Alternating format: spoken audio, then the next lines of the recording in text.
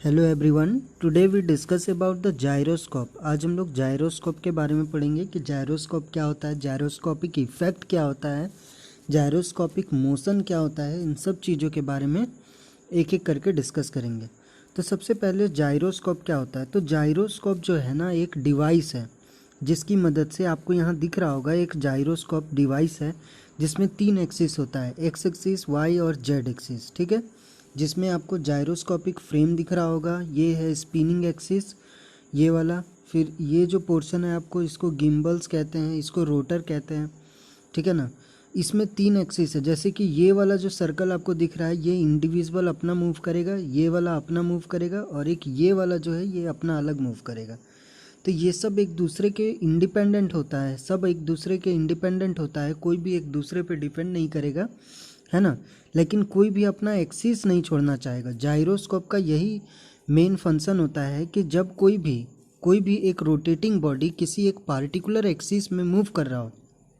ठीक है, आपको मैं एक एग्जांपल से समझा रहा हूँ। जैसे आपके पास एक लट्टू है, ठीक है, आपके पास लट्टू है। अगर आप लट्टू को जब आप रस्सी में लपेट करके उसको जब आप प्ले घुमा रहे हैं, तो जब वो घूमने लग जाता है, किसी भी सरफेस में घूमने लग जाता है, एक पार्टिकुलर एक्सिस में घूमने लग जाता है, तो अगर हम लोग उसको क्या करें कि रस्सी से फंसा करके अगर उसको जंप करा के अपने हाथ में ले लेते हैं, या फिर किसी एक ऐसा सरफेस जो इंक्लाइंड हो, वैसा सरफेस में भी हमारा लट्टू चल जाता है, तो क्या लट्टू गिर जाता है? नहीं, वो एक उसी वर्टिकल एक्सिस में मूव करेगा। जैसे मैं आपको एक फिगर दिखाता हूँ जिससे आपको देखिए, इससे आपको ज़्यादा समझ में आएगा। जैसे यहाँ पे एक लट्टू है, ठीक है, ये आपका लट्टू दिख रहा है। ये यहाँ पे ये लट्टू क्या कर रहा है कि ये एक वर्टिकल एक्सिस में, इस एक्सिस में, वर्टिकल एक्सिस में रोटेट हो रहा है। अब जब वो एक हॉरिजेंटल लाइन में इधर आया तो भी वो हॉरिजेंटली ही, मतलब वर्टिकली जिस एक्सिस में रोटेट कर रहा था, वाई एक्सिस में, उसी एक्सिस में अभी भी रोटेट कर रहा है। बट जब वो इंक्लाइन सरफेस में आ गया तो भी वो अपना एक्सिस को चेंज नहीं किया। वो जिस एक्सिस में मूव कर रहा था उसी एक्सिस में अभी भी मूव कर रहा है। तो इसी को हम लोग जायरोस्कोपिक इफेक्ट कहते हैं। जायरोस्कोपिक इफेक्ट कहते हैं। इसका मतलब ये होता है कि जब भी कोई बॉडी अपना जिस एक्सिस में रहना चाहे, जिस एक्सिस में रोटेट कर रहा है, वो उसी एक्सिस में रहना चाहेगा। अगर आप ज़बरदस्ती उसको टिल्ट करना चाहेंगे तो वो क्या करेगा, एक अपोजिट एंड इक्वल कपल लगाएगा, जिसको हम लोग जायरोस्कोपिक कपल कहते हैं, है ना। एक कपल लगाएगा, जायरोस्कोपिक कपल जिसको हम लोग कहते हैं। वो वापस से वो पोजीशन को गेन करना चाहेगा जिस एक्सिस के अबाउट वो रोटेट हो रहा है। ठीक है ना, जिस एक्सिस के अबाउट वो रोटेट हो रहा है उसको गेन करना चाहेगा। तो यहाँ पे आपको पता चला कि हम लोग जब तक इसको कोई भी एक्सटर्नल फोर्स नहीं लगा रहे हैं लट्टू पर, तब तक वो क्या कर रहा है, जब तक हम लोग कोई भी एक्सटर्नल फोर्स नहीं लगा रहे हैं लट्टू पर, तो वो अपना एक्सिस को चेंज नहीं कर रहा है। ठीक है, ये एक्सटर्नल फोर्स आइदर इस सरफेस में कुछ पड़े हुए कंकड़ की वजह से लगे। जब कोई कंकड़ की वजह से लगता है तो ये लट्टू स्पिन करने लग जाता है, तो वो डिपेंड करता है। ठीक है ना, वो भी आपका क्या होगा, डिपेंड करेगा। अब हम लोग आगे देखते हैं एक और एग्जाम्पल। तो इस एग्जाम्पल से भी आपको अच्छा समझ में आएगा। जैसे हमारे पास एक साइकिल का पहिया है, एक साइकिल का पहिया है। आपके पास भी अगर साइकिल का पहिया हो, या फिर आपका लैब में, जब कॉलेज अब कभी आप आएँ तो कॉलेज में देखिएगा आपके लैब में एक पहिया है जो थ्योरी ऑफ मशीन लैब में रखा हुआ है। तो ये इस पहिया को क्या करना है कि दोनों साइड हैंडल दिया हुआ है, आप दोनों साइड पकड़ लीजिए और कोई अपने फ्रेंड को कहिए कि इसको रोटेट कराए। आइदर आप क्लॉकवाइज या एंटी क्लॉकवाइज की अपने अपने अनुसार आप कुछ भी घुमा सकते हैं, आप घुमा दीजिए। घुमाने के बाद आप नोटिस करेंगे कि अगर आप इसको बिल्कुल वर्टिकल, मतलब ये पहिया अगर बिल्कुल वर्टिकल रहे और आपका जो हैंडल है वो बिल्कुल हॉरिजेंटल रहे, तो आपको कोई भी ज़्यादा मेहनत नहीं लगेगा, आप इसको होल्ड आराम से कर सकते हैं। ठीक है ना, आप इसको आराम से होल्ड कर सकते हैं, क्योंकि यहाँ पे वो जिस एक्सिस में रोटेट हो रहा है, आप उस एक्सिस को चेंज नहीं कर रहे हैं। बट जैसे ही आप उस एक्सिस को चेंज करेंगे, आप इसको जैसे ही झुका देंगे, तो आपको अनुभव होगा कि एक बहुत ही मतलब एक एक एक्स्ट्रा फोर्स, एक बाहरी फोर्स जिसको हम लोग जायरोस्कोपिक कपल कहेंगे, वो इस एक एक्ट होगा और इसको वापस से उसके ओरिजिनल पोजीशन में लाना चाहेगा, वापस से इसके ओरिजिनल पोजीशन में लाना चाहेगा, जिसको हम लोग क्या कहते हैं, जायरोस्कोपिक कपल कहते हैं। ठीक है ना, वो एक ऐसा जायरोस्कोपिक कपल या जायरोस्कोपिक टॉर्क कहा जाता है उसको, जायरोस्कोपिक टॉर्क या जायरोस्कोपिक कपल हम लोग दोनों कह सकते हैं। ठीक है, उसको जायरोस्कोपिक कपल इसलिए बोला जाता है क्योंकि couple of force, couple of force act होता है, इसीलिए हम लोग उसको जायरोस्कोपिक कपल कहते हैं। वो एक्चुअली टॉर्क ही है, इसीलिए इसको जायरोस्कोपिक टॉर्क या जायरोस्कोपिक कपल कहा जाता है। तो उसकी वजह से वो क्या करेगा कि अपना जिस ओरिजिनल पोजीशन में था, जैसे यहाँ पे था, तो वो ऐसा आना चाहेगा। ठीक है, होप आपको अभी तक जायरोस्कोपिक इफेक्ट के बारे में समझ में तो आ ही गया होगा कि आखिर ये कहना क्या चाहता है। तो जायरोस्कोपिक क्या कहना चाहता है, ये एक ऐसा डिवाइस है जो अपना जिस एक्सिस में रोटेट हो रहा होगा वो अपना एक्सिस को चेंज नहीं करना चाहता है।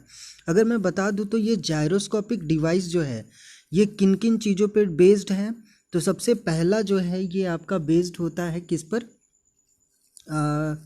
ये जो, एक मिनट, तो जायरोस्कोपिक कपल जो है वो किस पर डिपेंड करेगा, तो ये 3 चीज़ों पे डिपेंड करेगा। पहला, law of conservation of angular momentum, कि एक ऐसा मोमेंटम जो इसको एंगुलर एंगल पाथ में रोटेट करा रहा है उसको, उसका conservation, law of conservation of angular momentum. Second है राइट हैंड थंब रूल, इसमें जो कपल किस डायरेक्शन में लगेगा वो हम लोगों को पता कहाँ से चलेगा, राइट हैंड थंब रूल से पता चलेगा, राइट हैंड थंब रूल। ठीक है, हम लोग राइट हैंड थंब रूल एक है उस पर बेस्ड है।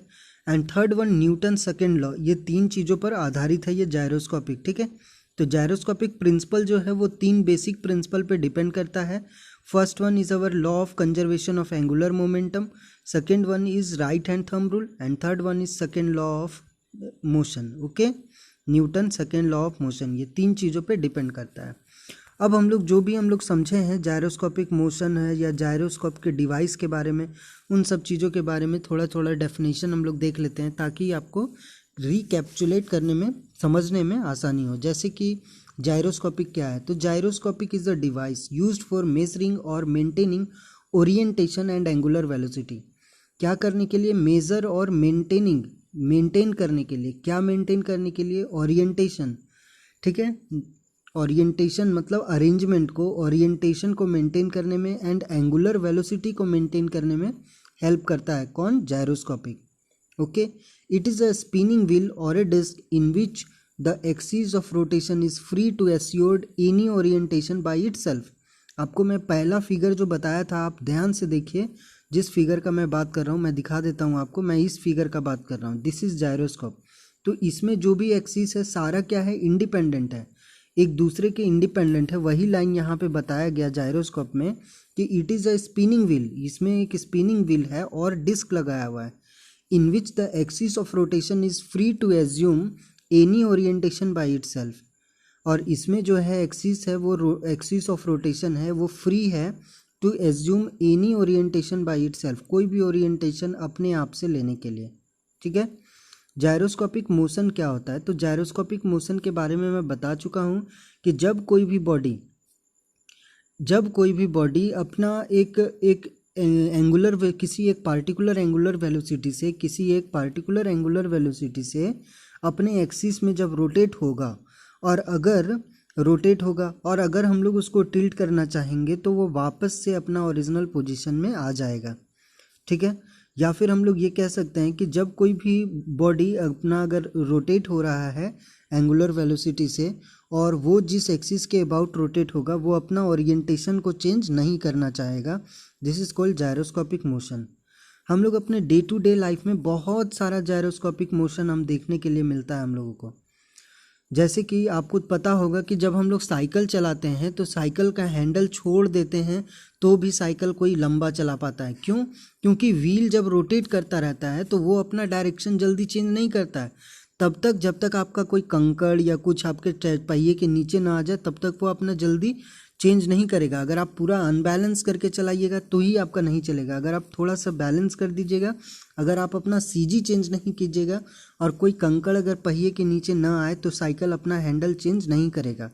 ठीक है, तो हम लोग अपना डे टू डे लाइफ में बहुत सारा एग्जाम्पल है जायरोस्कोपिक मोशन का, बस ध्यान देने का ज़रूरत है। जैसे हम लोग वीडियो गेम खेलते हैं तो मोबाइल में, वीडियो गेम में भी एक सेंसर लगाया हुआ है जिससे मोबाइल को टिल्ट करने से जो कार है या बाइक है उसका अपना डायरेक्शन चेंज हो जाता है, तो उसमें भी एक जायरोस्कोपिक मोशन हम लोगों को देखने के लिए मिलता है।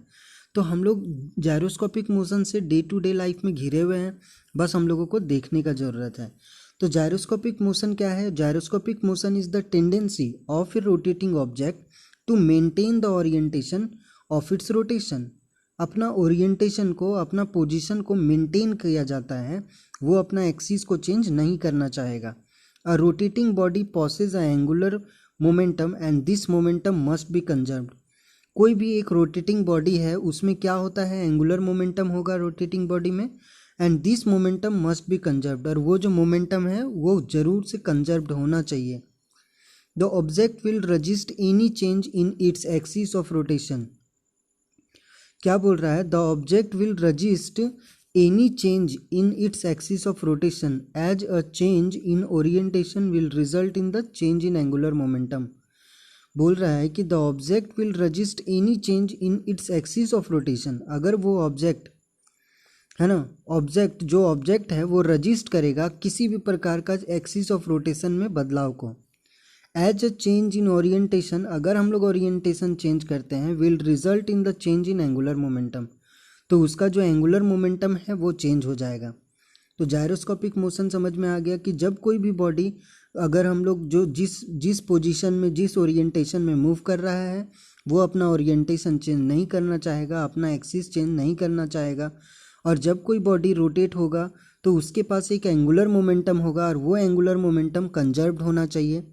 नेक्स्ट पॉइंट हम लोगों का बोलता है कि ऑब्जेक्ट अगर रजिस्ट करेगा किसी भी प्रकार के एक्सिस ऑफ रोटेशन के बदलाव को, ठीक है ना, और अगर हम लोग उसका ओरिएंटेशन बदल देते हैं तो क्या होगा, एंगुलर मोमेंटम बदल जाएगा। उसका जो एंगुलर मोमेंटम यहाँ कंजर्व्ड का बात किया गया था वो कंजर्व नहीं रह पाएगा एंगुलर मोमेंटम, और उसका स्पीड डिक्रीज हो जाएगा, उसका एंगुलर मोमेंटम कंजर्व नहीं रह पाएगा। अब हम लोग जायरोस्कोपिक टॉर्क के बारे में बताते हैं। जायरोस्कोपिक टॉर्क क्या होता है, आपको मैं बताया कि जब आप कोई भी रोटेटिंग बॉडी को जब आप टिल्ट कीजिएगा तो क्या होगा कि उसमें एक फोर्स लग जाता है और उसकी वजह से वो वापस से वो अपना पोजीशन में आना चाहेगा, ठीक है, अब वापस से अपना पोजीशन में आना चाहेगा। तो ये वापस से अपना पोजीशन में आना चाहेगा, वो कैसे हो पाएगा, तो वो वापस से अपना पोजीशन में आना चाहेगा, ये कैसे हो पाएगा, तो ये इस ऐसे हो पाएगा कि जब, जैसे कि रुकिए मैं आपको दिखाई देता हूँ, एक हमारे पास मैं आपको दिखा देता हूँ, वेट, देखिए अभी ये जो फिगर आपको दिख रहा है, ये फिगर जो है इसमें एक व्हील है जिसको हम लोग रस्सी से पकड़े हुए हैं। अभी हम लोग इसको बिना रोटेट किए हुए हम लोग इसको ड्रॉप आउट करते हैं। देखिए इसको बिना पकड़े हुए हम लोग इसको क्या करेंगे, ड्रॉप आउट करेंगे, और जैसे ही देखिए ये इस तरह से ड्रॉप हो जाएगा। लेकिन वही जब हम लोग इसको रोटेट करा देंगे उस टाइम में इसको छोड़ेंगे तब क्या होगा, वो डिफरेंस हम लोग आपको समझाएंगे। देखिए अब क्या किए कि हम इसको एक साइड से पकड़ लिए हैं, एक साइड से रस्सी से बंधा हुआ है, और एक इसको डायरेक्शन दे करके व्हील को रोटेट करा देते हैं, ठीक है, एक व्हील को हम लोग एक डायरेक्शन दे करके रोटेट करा देंगे।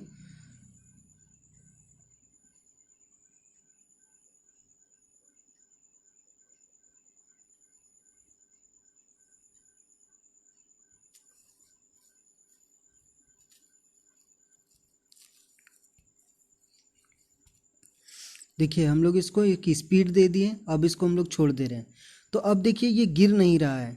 क्यों? क्योंकि वो अपना एक्सिस वो धीरे धीरे स्लोली गिरेगा। क्यों? क्योंकि वो अपना एक्सिस, जिस एक्सिस में रख करके मैंने उसको स्पीड दिया था, वो उस एंगुलर स्पीड को मेंटेन रखना चाहेगा, है ना, वो उस एंगुलर स्पीड को मेंटेन रखना चाहेगा। अब देखिए वो धीरे धीरे जा करके इंक्लाइंड होगा और जिस तरह से फॉल हुआ था उस तरह से फॉल होगा। ओके, होप आपको समझ आया होगा। तो ऐसे ही है जायरोस्कोपिक इफेक्ट, कि उसको क्या करना है कि जायरोस्कोपिक इफेक्ट के बारे में अभी हम लोग डेफिनेशन देख लेते हैं कि gyroscopic effect is a phenomena which comes in case of rotating body, rotational body. ये कोई भी एक रोटेशनल बॉडी में होता है, डिस्क में होता है, और any other object. Each of the rotational object has its own rotational axis. कोई भी रोटेशनल ऑब्जेक्ट का खुद का अपना एक रोटेशनल एक्सिस होगा, about which it decide its axis of orientation, जिसकी मदद से वो क्या करेगा, अपना एक्सिस ऑफ ओरिएंटेशन डिसाइड करेगा। This axis of orientation remain steady as a principle of angular momentum, ठीक है, this axis of orientation remains steady, और उसका जो एक्सिस ऑफ ओरिएंटेशन होगा वो रिमेन्स स्टडी मतलब चेंज नहीं होगा, as the principle of angular momentum conserved is applied, क्योंकि उसमें प्रिंसिपल ऑफ एंगुलर मोमेंटम जो है कंजर्वेशन ऑफ एंगुलर मोमेंटम का प्रिंसिपल अप्लाइड हो रहा है इसीलिए। अगर ये एंगुलर मोमेंटम का कंजर्वेशन का अप्लाइड नहीं होता तो उसका ओरिएंटेशन चेंज हो जाएगा, which state that the angular momentum remain constant. और जो principle of angular momentum conservation है, इसका मतलब है कि जो एंगुलर मोमेंटम है वो कांस्टेंट होना चाहिए। ठीक है, अब जो है, अब आपको समझ में आ गया होगा जायरोस्कोपिक इफेक्ट के बारे में कि वेन जब भी कोई बॉडी को हम लोग रोटेट कराएंगे जिस एक्सिस के अबाउट में, ठीक है ना, वो अपना एक्सिस को चेंज नहीं करना चाहेगा। और अगर हम लोग फोर्सली उसको एक्सिस को चेंज करा देंगे तो उसमें एक जायरोस्कोपिक कपल लगेगा उसको वापस से उस पोजीशन में लाने के लिए। ठीक है, ठीक। और जायरोस्कोपिक इफेक्ट के कारण ही अभी जैसे हम लोग व्हील को जब लटका दिए थे रस्सी में, तो जायरोस्कोपिक इफेक्ट के कारण ही वो क्या हुआ, फॉल नहीं हुआ। जायरोस्कोपिक इफेक्ट के कारण ही वो फॉल नहीं हुआ। जैसे कि जब हम लोग उसको रोटेट नहीं करा रहे थे उस टाइम जैसे वो फॉल हो गया था, जायरोस्कोपिक इफेक्ट अगर नहीं रहता तो वो फॉल हो जाना चाहिए था। लेकिन जब हम लोग उसको एंगुलर वेलोसिटी दे दिए हैं, है ना, तो वो अपना एक्सिस को मेंटेन करने में लग गया।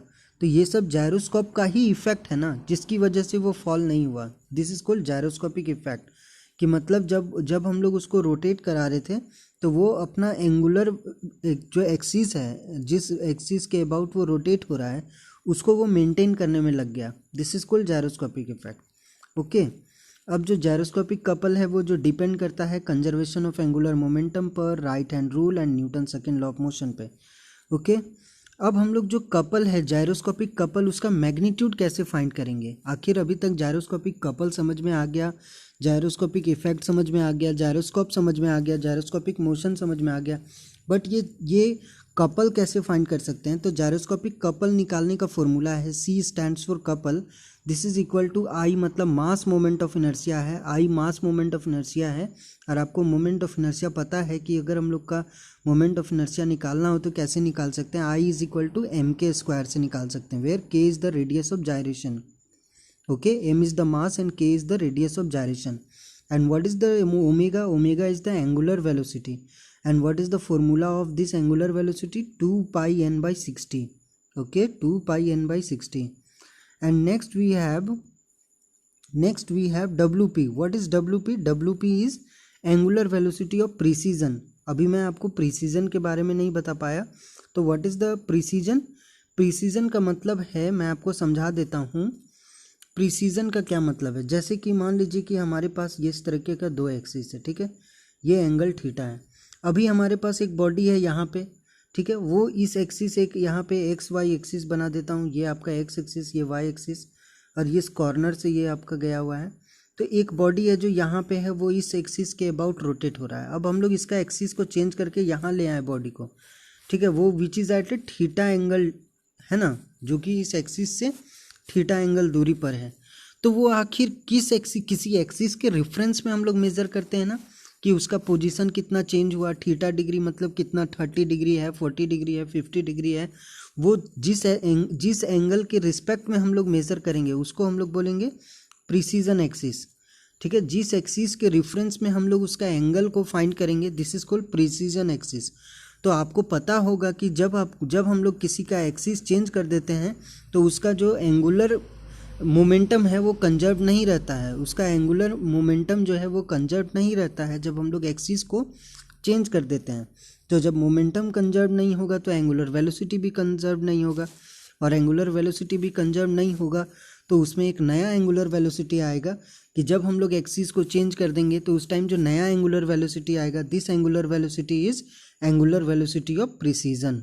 ठीक है, कि जब हम लोग एक्सिस को चेंज कर देंगे उस टाइम जो एंगुलर वेलोसिटी आएगा, this angular velocity is called angular velocity of precession. And WP is the angular velocity of precession which is equal to theta by T, where theta आपको पता है, अभी मैंने थीटा बना दिया था, और टी क्या है, टाइम पीरियड है, कि आखिर कितना टाइम में वो अपना पोजीशन को चेंज किया। थीटा एंगल मान लीजिए 40 डिग्री है, तो वो 40 डिग्री पोजीशन चेंज करने में कितना टाइम लगा, this time will be here. ठीक है, तो थीटा हो गया एंगल एंड टाइम नीचे होगा, एंड थीटा बाई टी से हम लोग एंगुलर वेलोसिटी ऑफ प्रीसीजन निकाल सकते हैं, WP is equal to theta by T. Okay, hope आपको जायरोस्कोपिक समझ आया होगा। सब कुछ सिंपल है, आप सिंपल लैंग्वेज में समझे हुए हैं। आप एक बार फिर से वीडियो देख लीजिए, आपको याद हो जाएगा। कुछ भी बड़ा चीज़ नहीं है, आपको छोटा छोटा डेफिनेशन पूछा जाएगा। आपको जो समझ में आ रहा है, जो भी मैं समझाना चाह रहा हूँ, अगर आपको समझ में आ रहा है तो आप एक बार खुद से अपना लैंग्वेज में इसको लिख लीजिए, आप इसको अच्छा रिप्रेजेंट कर पाइएगा। Okay okay, thank you. Hope आपको पूरा थ्योरी ऑफ मशीन का लगभग लास्ट टॉपिक था ये, मैं ये कवर कर चुका हूँ। आप पूरा का नोट्स बना लीजिए और कंप्लीट कीजिए, और कुछ न्यूमेरिकल प्रैक्टिस भी कीजिए।